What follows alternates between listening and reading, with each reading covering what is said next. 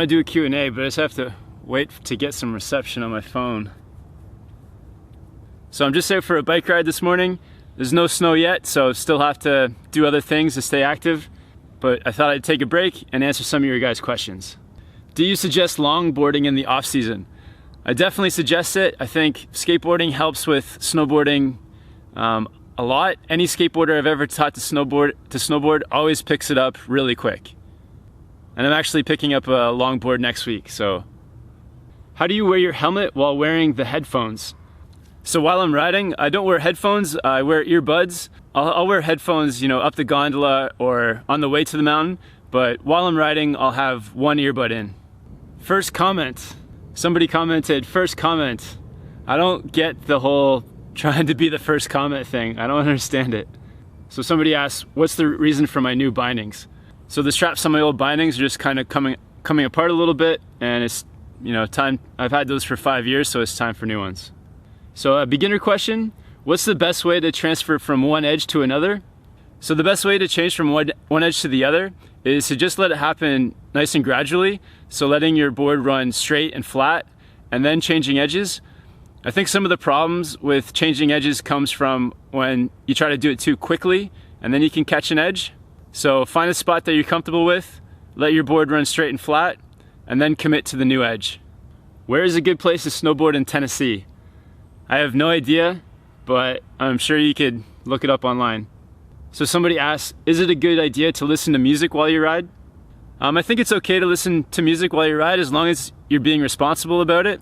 You still have to know what's going on around you. When I ride, I only have one earbud in so I can still have a sense of what's going on around me. So boardslide question. I want to learn board slides, but I'm afraid of catching my edge. So I'd say the best way to learn board slides when you're a beginner is to first ride on to the box straight and flat, and then halfway through the box, start to turn your board sideways a little bit. And practice lots beforehand on the snow so you get used to that twisting motion to get your board sideways. One thing that really helps with beginner board slides is take your front hand and reach it down in front of you, and that'll stop you from sliding out on your heels. Somebody asked, is it good to practice turning on a skateboard before going snowboarding? Absolutely, skateboarding helps a lot with snowboarding. Any skateboarder I've ever taught to snowboard always picks it up really quickly. I think skateboarding is actually probably harder than snowboarding, so all those skills that you learn skateboarding transfer over to snowboarding really, really well. Somebody asked, do you have snow already in your area? No snow yet. There's some snow at the top of the mountains, just a very little bit, maybe up in Whistler, but the mountains should open about a month from now, so middle of November. So somebody asked, do I skate in the off season at all? So I haven't skateboarded in maybe 5 years, but I'm getting a new longboard next week, so hopefully that's gonna change things quite a bit. Kevin, do you wear any protection? So I always wear a helmet. My helmet's probably saved my head, half a dozen times at least. For beginners, it's probably a good idea to wear wrist guards because the most common injury for beginners is fractured wrists. So I'm just gonna end the Q&A by saying thanks everyone for your questions.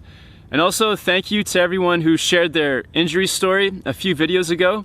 It was really cool to read your stories, and hopefully we can help each other to stay safe and be healthy snowboarders. All right, later guys.